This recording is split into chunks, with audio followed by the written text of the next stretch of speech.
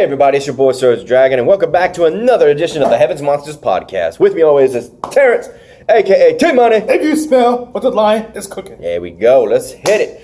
We're going to do a review on both Raw and Smackdown on July 8th and 9th, so let's hit it off. First off, we start out with the fact that both Seth Rollins and Becky Lynch, the so-called current power couple of today, because they're both the Universal Champion and Raw Women's Champion on Monday Night Raw. That hasn't been done in a long time when a couple actually has the main titles. So they went. It's true because like they usually you don't see couple doing. You see like a female superstar and a male superstar doing it. Mm-hmm. That are not couples. Yeah, but these are legit couples, and they would be put in a match, prepping them for their. I guess you would call their main event. Are they the main event for Extreme Rules with Baron Corbin and Lacey Evans? They would fight Andrea Cien Almas and his manager plus partner Zelina Vega. Yep. Although by partner I mean tag partner. Zelina Vega is actually married to Aleister Black. So, a little fun fact there. And Andrea is in a relationship with Charlotte Flair. Yes. When? It's been announced. Ric Flair asked him how you feel about that, and he says, well, he's an okay guy. That's Ric Flair. He's a third generation luchador superstar. But he's not a fan favorite. Well, of course not. He's a heel. What do you expect? And he's not a top dog. Well, right now, neither does Charlotte. Unless she gets back in the picture, which they're trying. I hope not to put her in the top because she's been in the top for too damn long. Yeah, but the divas are getting women are getting tired of it. Yeah. Speaking of which, where is Charlotte? I heard she was injured. Yeah, I also was wondering why was she not around. We're mentioning this because of the shakeup. Charlotte is usually seen on both Raw and SmackDown because of the wild card effect. Well, she's injured. She's like kept out of TV long, like Tamina and Nia Jax. Oh, case in point, Andrea and Zelina Vega are both on SmackDown, so this would be considered the first two wild card effect. But usually it's supposed to be 4, but they threw that out of the book long ago. We don't even bother counting no more. Okay. So all the women are happy about that, about Charlotte. Yep. I bet they're not happy that Alexa Bliss is taking up most of the time on SmackDown. Well, they had a problem with Alexa Bliss. It's just that Charlotte is the one they had a problem with. Well, right now, none of the people on freaking Raw and SmackDown are getting airtime. Yeah, that's true. Mostly because Becky Lynch is just getting her once part of the show, and later on they don't do anything except for Alexa Bliss. It sucks. Yeah, that's true. So, moving on to the list. After their match, after defeating Andrea and Vega, I was gonna say Zelina Vega, but her last name is Vega. Yeah. She actually cosplays as Vega from Street Fighter in the Royal Rumble. That was fun. There's also a legend wrestler with that last name. And what's that? His name is his name is Savio Vega. That might be her father. No. Is that? Okay.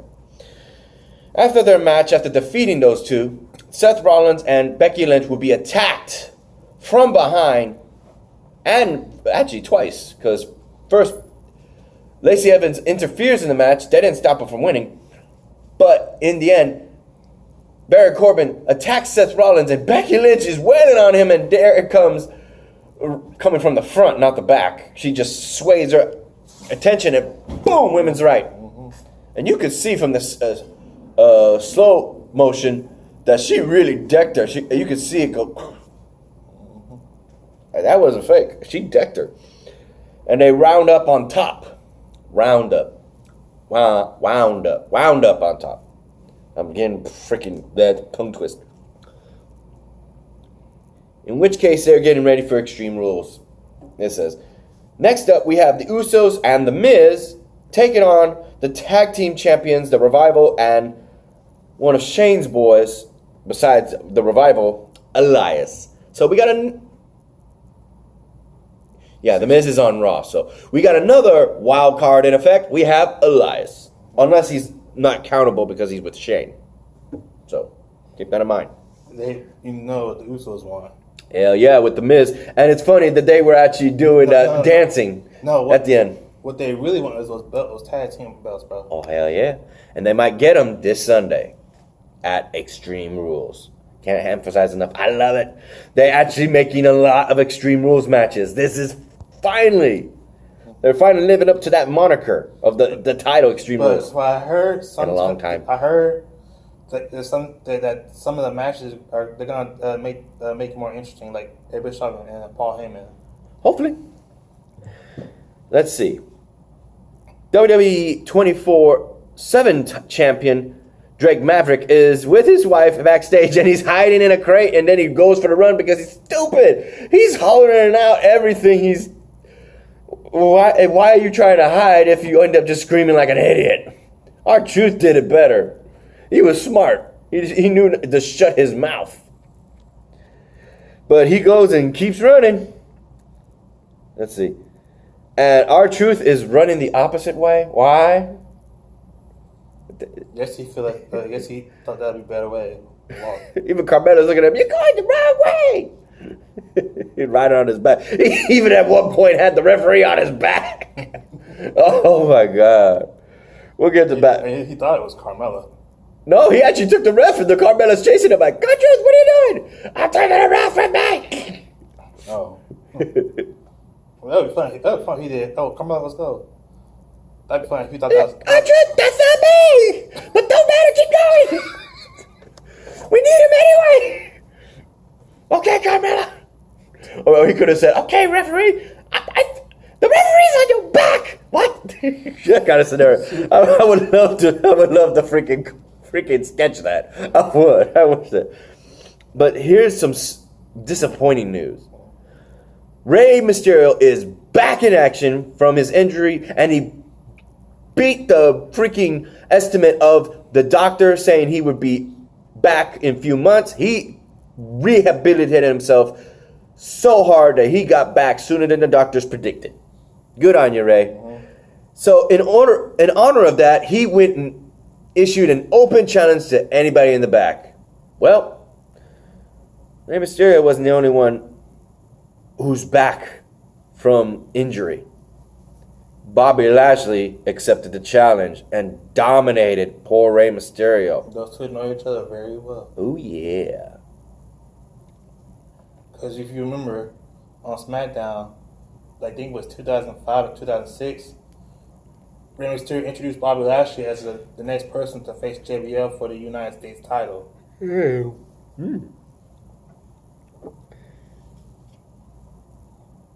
Next up, we have No Way Jose versus Cesaro. Prior to their rematch that happened last week because of the interference of R-Truth at the time being the 24/7 champion, he ended up losing to Cesaro because of being jumped. Ultimately, Cesaro would respectfully defeat him one-on-one. No cheating. No cheap shots. He just whooped his ass. Oh, this one's iffy. Mike Kanellis and Maria Kanellis are backstage, and she is having some major mood swings. She's not the Maria I know. Oh, no, she ain't. You used to watch Impact right? But here's what I'm saying. Yeah, here's what I'm saying. I liked it when she was like the goofy version of Maria. Remember? Yeah, I don't think she liked that. I think she likes being dominant. Aggressive. She said she did. It's just that she wanted to change up a little bit. Mm-hmm. Well, now she's definitely goofy with her mood swings. She's happy and lovable one moment, asking, "I want pickles and ice cream." Mm-hmm. And he's like, "You want pickles and ice cream? I'm going to get you pickles and ice cream. Be right back." He comes back, and she's like, "No, I don't want pickles and ice cream." I'm like, "Oh, damn, what a 180 on that personality." And he mentions, it's like, "Why would you give me ice cream? It's non-fat." And she goes, "What did you say?" I said, "It's non-fat." "Are you calling me fat?" "No, I'm saying it's the guy." Woo! And she just threw insults of her insult. She's telling her, get out! Get out! Like, good God. It's like, she reminded me of Alicia Fox when she is go crazy. Mm-hmm. Oh, God. Now she's going crazy. That's the baby. She also reminded me of the Stepping Man. That too. Next, we have Michael Cole. Interviews SmackDown Women's Champion Bayley and Nikki Cross about their respectable Beat the Clock Challenge matches. Well, yeah, they would have that later tonight. So, okay. It's going to be on SmackDown, I think. Well, we'll cover it when we cover it. What the hell? I remember this. I was like, who the hell are these guys? Why are they fighting? We would have the Viking Raiders, a.k.a. formerly known as War Machine, fight against two local talent? Don't forget, they also know as the Viking Experience. Viking Experience, Viking Raiders, War Raiders, because they were not being called War Machine, so they called War Raiders. And God, couldn't stick with the fucking name. They always do change their names. Well, that was one too many fucking times. Because they want to do these things, make it sound cool, sound better. Well, next up we have the United States Champion Ricochet defeating Luke Gallows. Following that match, he would fight Carl Anderson, but thanks to the interference of AJ Styles, it ended in Carl Anderson was defeated. Never mind. I thought he cheated, but nope. He ended up jumping him after he beat it both Luke Gallows and Carl Anderson one after the other. Luke Gallows, if y'all remember Luke Gallows, formerly known as Festus. Yeah, that was bad. That was bad. People liked that his. Yeah, I know they liked it, but he did not. He did not like that one bit. He liked it better when he was with CM Punk, if I'm correct. Mm-hmm. Then we have SmackDown Champion Bayley versus Sarah Logan in Beat the Clock Challenge. That is Sarah Logan. Oh, thank you. That is the Riot Squad was already broken up thanks to the shakeup. Liv Morgan on SmackDown. I totally forgot about that. Well, I got to mention that. I mentioned that in just a bit when we talk about SmackDown. Oh my God. Right? Yeah, she's injured. Yeah, so they haven't been getting any airtime. I totally forgot about Riot Squad. My God.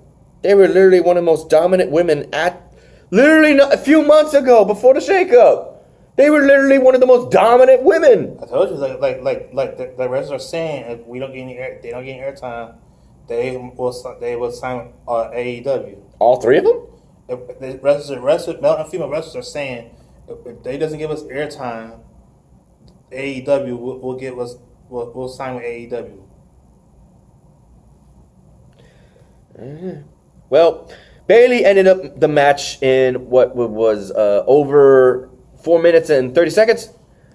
In which case, next up, we would have Nikki Cross fighting someone else who hasn't been getting any airtime, Dana Brooke. Yeah. No S at the end. And ultimately beats her under 4.5 minutes. In which case, with a minute and several seconds to spare, she ended up getting the opportunity to name the match between Alexa Bliss, about to say Alicia Fox, Alexa Bliss versus the SmackDown champ, Bayley.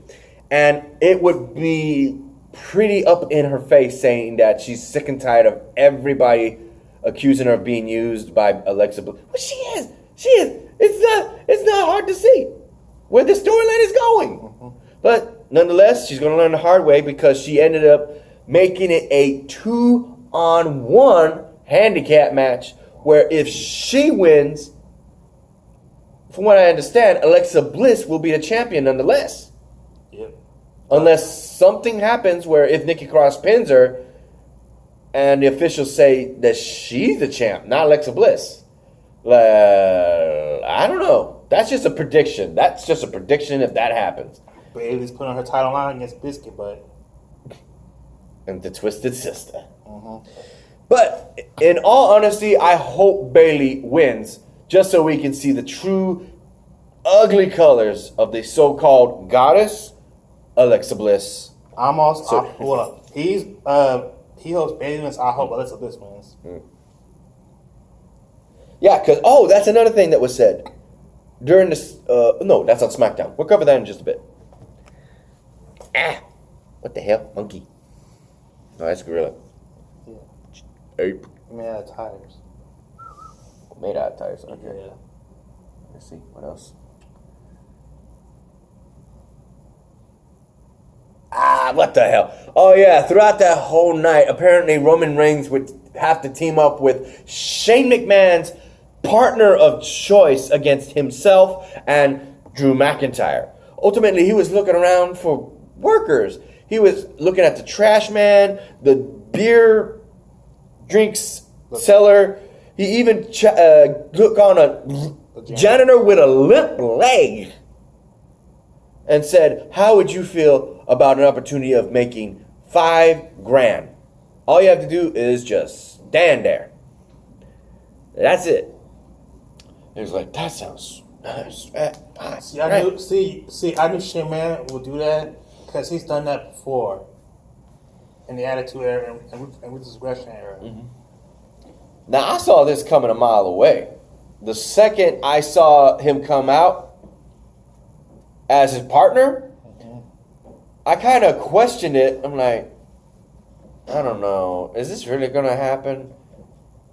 And the second Roman Reigns was forced to tag him in because he hit the ropes and the referee counted that little glove tap on the hand because he was on the ropes, and he counted it as a tag. And Shane McMahon did not hesitate. He throws him into the ring, has him thrown in the ring with Drew McIntyre and tries to get the pin, but he clears out, and then all of a sudden he starts high flying. I'm thinking, wait a minute. I recognize those high fly moves. That's Cedric Alexander. And sure enough, the mask will be revealed. I'm thinking, is it the old guy? Or is he really a wrestler? And I was like, nope, I called it. You could tell by his face he's an old dude. He was an old dude. Yeah. He was pretty tall too. So when the show started, I couldn't really tell if he was tall or not, considering the whole time he was away from Shane McMahon and sitting next to Shane McMahon. So I really couldn't tell how tall he was compared to Shane McMahon. I think they did it on purpose so they could hide it. In which case, Shane McMahon has a sour taste in his mouth, knowing that Cedric Alexander got in his business when he shouldn't have, in his mind. And you know, Shane McMahon has got something to see what he gonna do to Cedric Alexander. Newsflash, nothing happened on SmackDown that dealt with that. I can say for that for sure. So we'll cover SmackDown in just a bit. Go ahead and look up SmackDown July 9th. And while he's doing that, I'm going to give a shout out to our remaining Heavy Monsters podcast members. What the fuck? In which case, a shout out to our boys Xavier Hill and Mike Henry. A link to their YouTube pages will be in the descriptions down below, as always. And a remaining shout out to Renee, Pharaoh, Andre, Chris Petrie, and Delvin. So, yeah. Honestly, I almost forgot about this. How the hell did R-Truth get under his Drake Maverick's wife in that luggage case? When did that happen? Drake Maverick got away. That's amazing. How did he get away? Oh, we'll be right back. And we're back. So, back to the subject. We already know for a fact that Drake Maverick got away. So, that's surprising. Oh, and you wanted to comment something. Oh. That white dress made a lot of things on his wife stick out like a sore thumb on her tan skin. She looked good. I like her. She looked good. And what was it you were looking at? Her puppies. Oh, I'm sorry. Her what? Her puppies. Her what? Her puppies. No, say it like you used to. Puppies.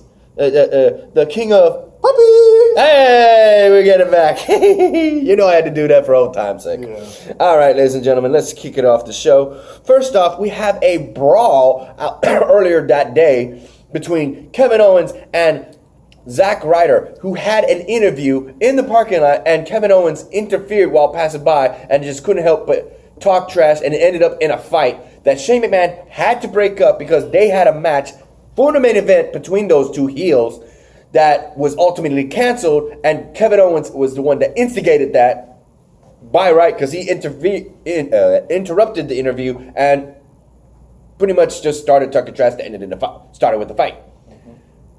So he said, "You're gone. I want you out. You're not in the show tonight." So Xavier Hill, I don't know. You're gonna do what was it, 11th threat? This time,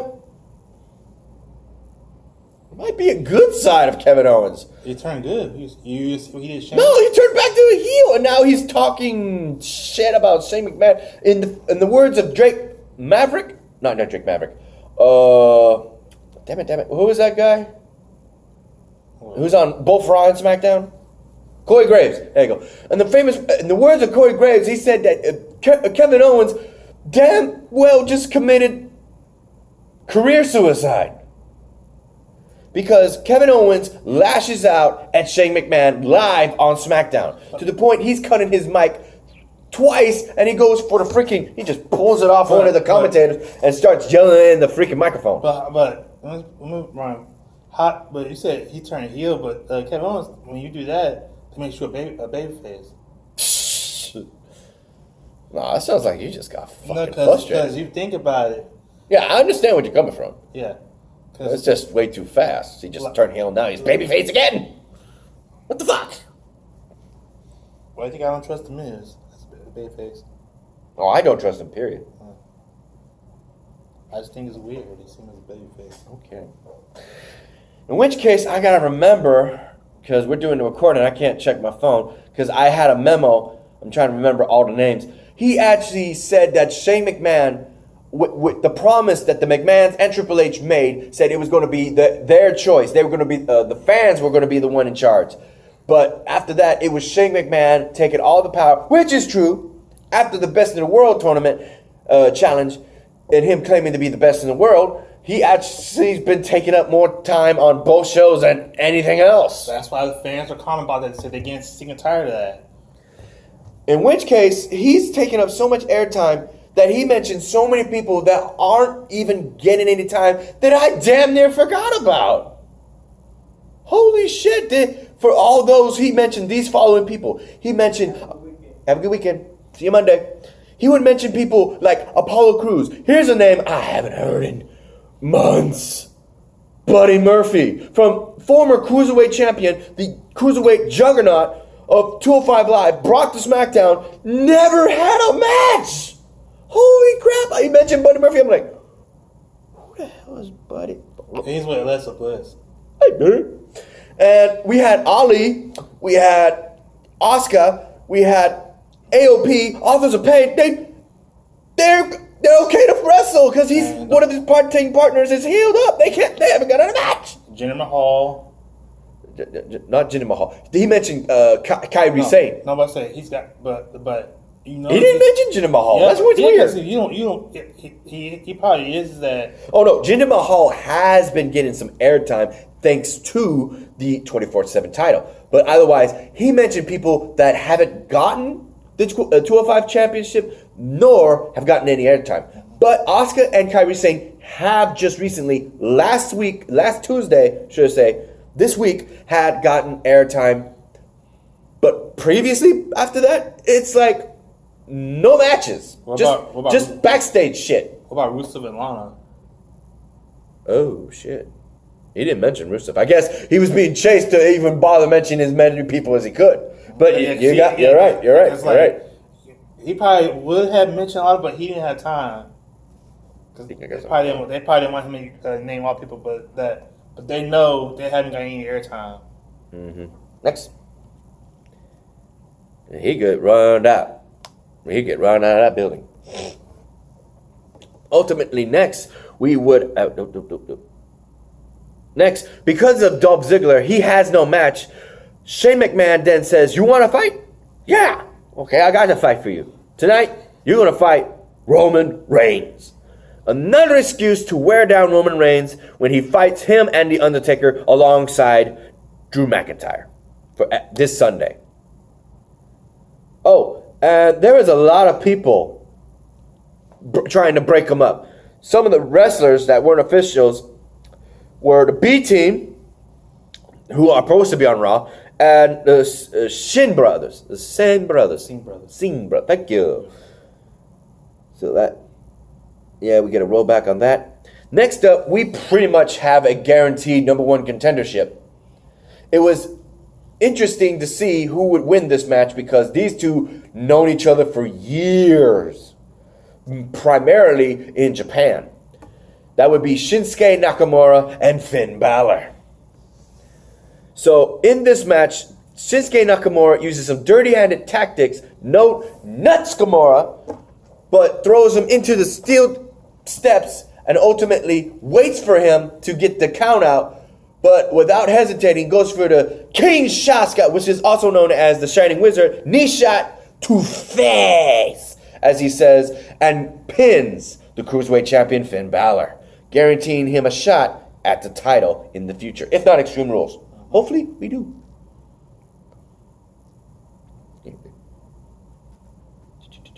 Next is the part I was talking about. The contract signing between Bayley and Nikki Cross. With, once again, no Alexa Bliss. Because this time, she's in Tokyo, Japan. Or at least I think they were. Well, Alexa Bliss, they said that she's at home. Because she's ill. Yes. So the WWE has decided to give her days off. Because she's not feeling too good. Yeah, that was a real thing. That wasn't a joke. Yeah. They did use it as a means to make a skit. Yeah. They added that into their promo, but still, it was a real thing. I was like, she's homesick. Yeah, it's probably fake. And then I read on the news, on Google News, no joke that Alexa Bliss is ill. Oh, I thought that was fake. Yeah, it says it's serious. She's seriously ill, but they don't know when she's gonna come back. They might change the match if she does not. Yep. Better. And that happens. That has happened. Yeah, they might change the match if she's not better. Yep. In which case, Nikki Cross is then scheduled to fight Carmella right after that. In which case, Nikki Cross defeats her pretty well. Next in I don't understand. I know she is your and Xavier's girl, but come on. She clearly skipped the line. We would have Ember Moon confronts Mandy Rose and Sonya Deville, in which case they go around talking about eating the right foods and stuff. And just another issue for another match, in which case she brags that she did beat her. And they just brush it off, saying it was a fluke. Well, I hope Ember Moon proves that not to be this case. And here's a part that got my teeth gritting. We would have the Iconics come out of the locker room to literally be faced with if I remember correctly, because they haven't gotten airtime, like Kevin Owens said, the Kabuki Warriors, that's right, I want to get the name right, of Asuka, Kairi Sane, and their manager, Paige. In which case, Paige is doing all the talking for them, stating that because they dealt with them at Tokyo, Japan, and beat them, that they are entitled for a match. How about tonight? They're faking a cough going, we have the swine flu, we have the whatever this, and they combined it. It's very, very, very serious. Well, she then goes and says that their title reign will come to an end very soon. If not tonight, it will be at Extreme Rules. And she then slaps the face of we'll be right back. It would slap Billy Kay in the face and says, "Oh, I thought you were sick." Go right back to it because they're ready to throw down. Insults were slugged during the first ever SmackDown Championship Summit. Yeah. Forget. Because we got to hurry now. We would have Ali won't back down from Evil promo. We would have the person who knocked on Aleister Black's door has been revealed. Raw superstar Cesaro. And just for the heads up, if you weren't paying attention, I was. He removed his mouth guard to show that he still has braces from damn near a year already, when he freaking had that incident where and his teeth went into his gums. So he's still wearing braces to heal those up properly and straighten them. But that won't stop him from wrestling. And this is going to be a good match. Oh, Extreme Rules is going to be good. Woo! I'm loving it. We then have a triple threat match between one parts of each of the three teams for the SmackDown match at Extreme Rules. We have Otis representing Heavy Machinery, Daniel Bryan represents the Planet Champions, and Xavier Wood representing New Day. Ultimately, it would be Otis who gets the win against the other two people. I'm trying to hurry because his ride's coming. And we have Shelton Benjamin once again getting some airtime for a promo, and all he does is just look around. Like, what the hell? Man, a few words it says. Bullshit. Okay, that'll be it. Go ahead. The last match, of course, is Roman Reigns versus Dolph Ziggler. In which case, we would have Roman Reigns successfully defeating Dolph Ziggler. In which case, Shane McMahon tries to take an opportunity to get him, but is interrupted nonetheless by Kevin Owens, who is dressed like WWE crew. He's in disguise. He got in there and he's beating the hell out of Shane McMahon, giving him the stunner of all things. So what is this exactly? Are we legit having two Stone Cold Steve Austins in this era? Becky Lynch representing the women on Raw, and Kevin Owens being the Stone Cold Austin to Shane McMahon like Vince McMahon? What the hell? That's Stone Cold's two favorites. Kevin Owens is Shane McMahon's Stone Cold Steve Austin? What? Yeah. I mean, shit. I was like, I had that idea, the fantasies and all that, and put it in a storyline in a video game. But this is real life. Here we go. Mm-hmm. Finally, somebody's doing it. Rebooting the saga. Let's see how far they'll take it. Oh, I hope they do the bedpan thing. Come on, let's do the bedpan thing. Come on! Bang! I hope Mick Foley shows up with Mr. Psycho! Or, special guest Santino Marella with Cobra. Santino Marella with Cobra! That'd be funny too. In which case, ladies and gentlemen, that will be the end of the video. If you liked this video, give it a thumbs up. If you didn't, give it a thumbs down. Hit the subscribe button, like the content, and hit that notification bell for the next Heavy Monsters podcast. Oh, on that note, no 24/7 title whatsoever. He didn't show up. Drake Maverick didn't show up at all. Neither did R-Truth. Carmella did. Not R-Truth.